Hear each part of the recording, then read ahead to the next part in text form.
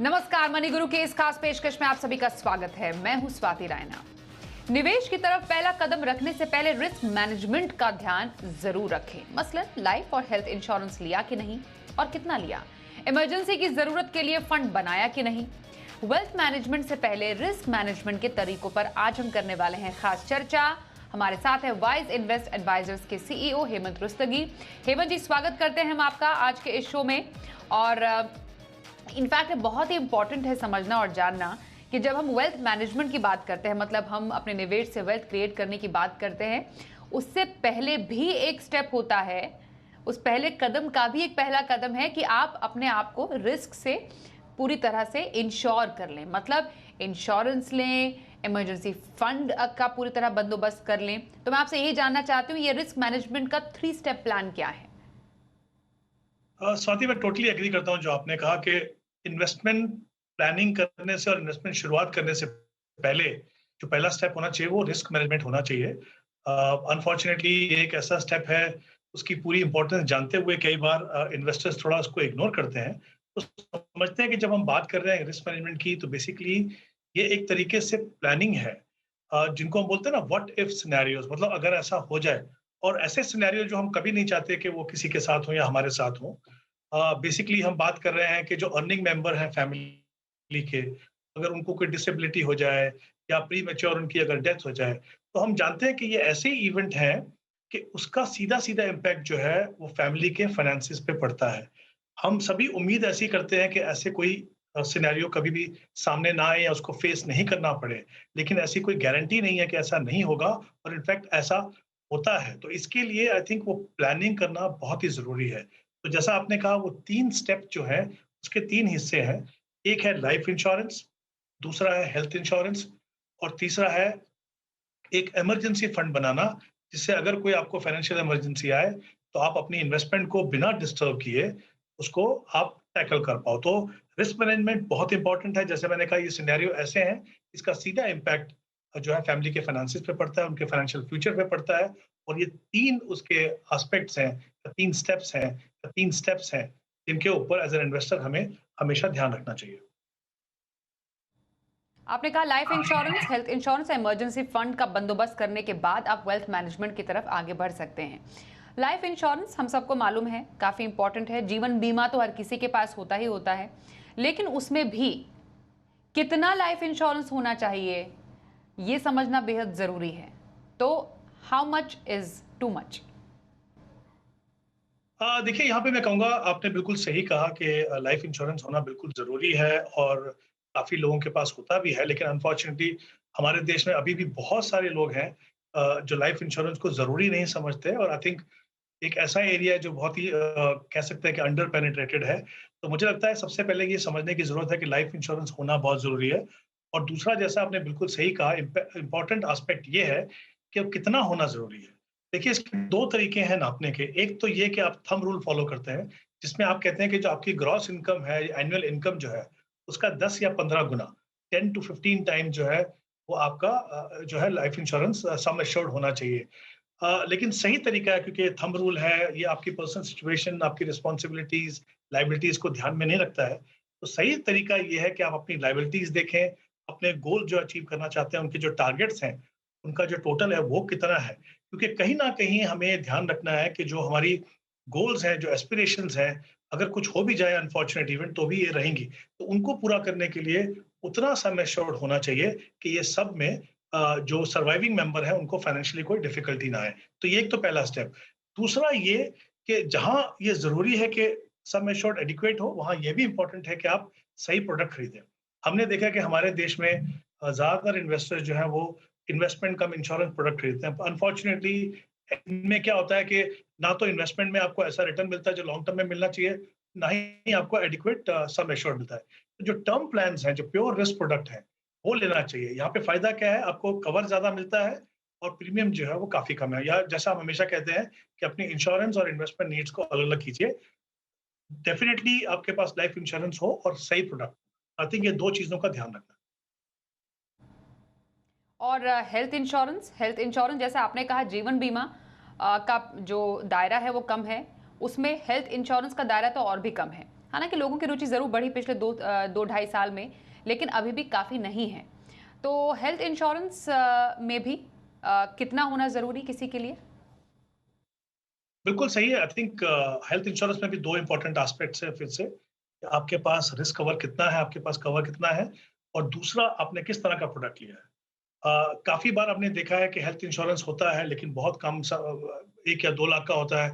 हम सभी जानते हैं कि आज के समय में जो हमारा लाइफ़स्टाइल है, एक तो रिस्क काफ़ी बढ़ जाता है हेल्थ को, दूसरी बात आप एक बार हॉस्पिटल में अगर कोई 3-4 दिन के लिए जाएँ तो लाखों रुपए का खर्चा होता है और उससे अगर आपने इंश्योरेंस अगर नहीं लिया है, तो अगले 1 साल का आपका जो है आप मान के चलिए कि आपके जो फाइनेंसेस हैं वो पूरे एकदम से डिस्टर्ब हो जाएँगे। तो इम्पोर्टेंट है कि एडिक्वेट अगेन कवर हो आपके पास और सही प्रोडक्ट हो। सही प्रोडक्ट में क्या है, अगर आपकी मान लीजिए एक छोटी फैमिली है, यंग फैमिली है, तो आप जो फैमिली फ्लोटर प्लान जो होती हैं, उनको लीजिए, वो सही रहेगी। लेकिन अगर फैमिली में एल्डरली लोग हैं, तो उनके लिए आपको इंडिविजुअल प्लान्स लेनी चाहिए क्योंकि वहाँ पे इंश्योरेंस की ज़्यादा ज़रूरत पड़ती है, फ्रीक्वेंसी ज़्यादा है, अमाउंट ज़्यादा ज़रूरत पड़ती है। तो आई थिंक ये डिपेंड करके कि किस तरह का फैमिली है आपकी है, आप सही प्रोडक्ट को चुनिए। कभी-कभी हमने ये भी देखा है कि कई बार आपको अगर मान लीजिए ग्रुप इंश्योरेंस पॉलिसी मिली हुई है अपने एम्प्लॉयर से, तो आप कोशिश ही नहीं करते देखने की कि वो वाक़ई में एडिक्वेट है या नहीं या फिर आपने जब जॉब छोड़ा, पता चला कि जो नए एम्प्लॉयर हैं वो आपको हेल्थ इंश्योरेंस अगर वो नहीं दे रहे हैं, तो आपके लिए मुश्किल होता है। तो हमेशा कोशिश कीजिए कि ग्रुप इंश्योरेंस के साथ में आपकी खुद की भी हेल्थ इंश्योरेंस पॉलिसी हो। याद रखिए, जितना देरी से हेल्थ इंश्योरेंस लेंगे, उतने आपको हेल्थ इश्यूज़ हो सकते हैं, उतना आपको डिफ़िकल्टी हो सकता है, उतना ही प्रीमियम आपको ज़्यादा देना पड़ेगा। तो ये 2-3 एस्पेक्ट हैं, ध्यान रखिए लेकिन हेल्थ इंश्योरेंस जो है, बहुत ही इम्पोर्टेंट एस्पेक्ट है रिस्क मैनेजमेंट का। रिस्क मैनेजमेंट के दो स्टेप के बारे में हमने चर्चा की। एक है लाइफ इंश्योरेंस और दूसरा है हेल्थ इंश्योरेंस। आप अपना इंश्योरेंस पोर्टफोलियो सेट कर लीजिए, उसके बाद वेल्थ क्रिएशन की तरफ बढ़िए। एक और स्टेप है इसका इमरजेंसी प्लानिंग का। उससे पहले एक कॉलर हमारे साथ है, उनसे बात करते हैं। दिल्ली से गणेश कुमार हमारे साथ है। स्वागत करते हैं हम आपका मनी गुरु के शो में। गणेश, बताइए, आप अपने पोर्टफोलियो में कुछ प्लानिंग कर चुके हैं, कुछ प्लानिंग आपकी करनी बाकी है, क्या मदद कर सकते हैं हम आपकी? हाँ, ये अपने को जैसे आगे फ्यूचर के लिए सेविंग करने के लिए जैसे अभी 4-5 फंड बताइए जिसमें अपन 20,000 रुपए इन्वेस्ट कर सके हैं मंथली। ओके, आप इन्वेस्ट करना चाहते हैं कि कोई किस गोल के लिए इन्वेस्ट करना चाहते हैं गणेश जी? ये बस फ्यूचर सेविंग के लिए, बाद में चाहिएगा तब, अभी चल रहा है ठीक। ओके, तो बेसिकली वेल्थ क्रिएशन करना है आपको, एक पूंजी इकट्ठा करनी है। आपने अपने पोर्टफोलियो बाकी जैसे इंश्योरेंस हो गया या कोई ज़रूरत के लिए कोई पैसे की ज़रूरत पड़ेगी बाकी लक्ष्यों के लिए, उसकी तैयारी पूरी करके रखी है? हाँ हाँ, वो किया हुआ। ओके, तो आपके पास हेल्थ इंश्योरेंस भी है, आपके पास लाइफ इंश्योरेंस भी है और इमरजेंसी फंड भी बना रखा है आपने। हाँ हाँ, वो सब किया। ओके, ये तो बहुत बेहतरीन बात है। और कितना इन्वेस्ट कर सकते हैं आप गणेश जी?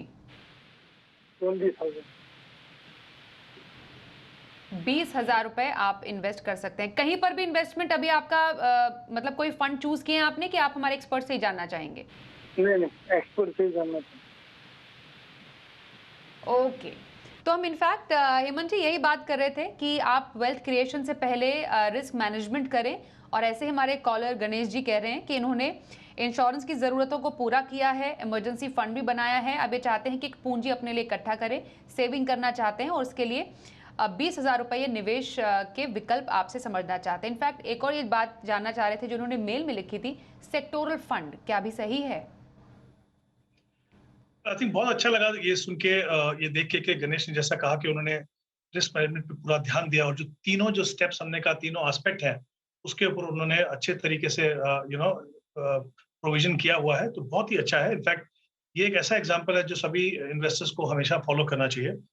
अब इनके इन्वेस्टमेंट पे आते हैं तो इन्होंने कहा कि 20,000 रुपए इन्वेस्ट करना चाहते हैं, इनके पास करीब 15 से 20 साल का समय है। जब आपके पास इतना लंबा समय हो, आप वेल्थ क्रिएशन करना चाहते हो, जो उन्होंने कहा उनका गोल है, और आप एक डिसिप्लिन तरीके से इन्वेस्ट कर रहे हो, तो ज़ाहिर-सी बात है आपको ऐसी एसेट क्लास में इन्वेस्ट करना है जो आपको positive real rate of return दे सके, जो मुझे लगता है कि उसमें सबसे सही ऑप्शन जो है वो इक्विटी है। इक्विटी एक लॉन्ग टर्म की इन्वेस्टमेंट ऑप्शन है और आप जब सिस्टमैटिकली इन्वेस्ट करते हैं तो आपको एवरेजिंग का फ़ायदा भी होता है। तो आई थिंक उनको SIP के द्वारा वेल डाइवर्सिफाइड इक्विटी फंड में इन्वेस्ट करना चाहिए, जहां पे उनका एक्सपोजर तीनों सेगमेंट में एक इस तरह का हो कि रिस्क और रिवॉर्ड में सही बैलेंस हो।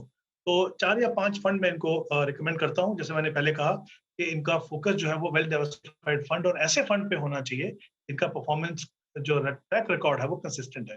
तो एक फ्लेक्सी कैप कैटेगरी में PGIM फ्लेक्सी कैप मैं चाहूंगा, मिड कैप में कोटक इमर्जिंग इक्विटी फंड, और लार्ज एंड मिड में HDFC large and mid cap, और एक मल्टी कैप फंड में Nippon India multi cap fund, और एक स्मॉल कैप में Canara Robeco small cap fund. ये 5 फंड हैं। चाहे तो पांचों में ये 4-4 हजार रुपये इन्वेस्ट कर सकते हैं। सही तरीके का जिस तरह का इनको पोर्टफोलियो बनना चाहिए लॉन्ग टर्म के लिए, जैसा मैंने कहा कि तीनों सेगमेंट में जिस तरह का एक्सपोजर होना चाहिए उनको इन फंड्स के द्वारा मिल जाएगा। सेक्टरल फंड मैं बिल्कुल भी रिकमेंड नहीं करूंगा। उसका कारण ये है कि उसमें रिस्क प्रोफाइल अलग है, उसकी मॉनिटरिंग अलग है, और वो कहीं ना कहीं आपका फोकस जो है लॉन्ग टर्म वेल्थ क्रिएशन से हटाएगा, क्योंकि आप बार बार उसकी परफॉर्मेंस को देखेंगे। तो मेरी आपको रिकमेंडेशन ये है कि आप सेक्टर फंड में इन्वेस्ट मत कीजिए। अब जिससे पहले हम ब्रेक लें, मैं बहुत ही संक्षिप्त में हेमंत जी आपसे जानूंगी, तीसरा जो स्टेप है रिस्क मैनेजमेंट का, इमरजेंसी फंड कितना बनाएं और कहां पर रखे इस पैसे को? आई थिंक बहुत इंपॉर्टेंट एस्पेक्ट है रिस्क मैनेजमेंट का। हमने देखा पेंडेमिक से पहले हमको लगता कि 3 या 6 महीने का जो इमरजेंसी फंड है वो सही है, लेकिन पेंडेमिक ने हमको बताया कि थोड़ा लंबा समय नजरिया लेके चलिए, क्योंकि कब क्या सिचुएशन आए और बता नहीं सकते। तो कम से कम 6 महीने के आपके जो एक्सपेंसेस हैं, और जब मैं एक्सपेंसेस की बात कर रहा हूँ तो सिर्फ हाउस होल्ड एक्सपेंसेस की बात नहीं कर रहा हूँ, चाहे आपकी EMI हो या स्कूल फीस हो या हेल्थ के एक्सपेंसेस हो, जो भी एक्सपेंसेस हो मिला के कम से कम 6 महीने के बराबर का आपका रिस्क मैनेजमेंट जो है इमरजेंसी फंड होना चाहिए। और ये ऐसी जगह पे डालिए जहाँ पे लिक्विड हो। या तो आप बैंक डिपॉजिट में डाल सकते हो, या तो फिर आप जैसे अल्ट्रा शॉर्ट टर्म या फिर लिक्विड फंड्स हैं उन तरह के ऑप्शन में डालिए, ताकि कैपिटल सेफ्टी भी रहे और लिक्विडिटी भी रहे। बिल्कुल, तो life insurance, health insurance, emergency fund की जरूरतों को पूरा करने के बाद, रिस्क मैनेजमेंट के इस टेंशन से थोड़ा सा तसल्ली होने के बाद वेल्थ मैनेजमेंट की तरफ आप आगे बढ़ सकते हैं। बातचीत करने के लिए, शो में शामिल होने के लिए हेमंत जी बहुत धन्यवाद।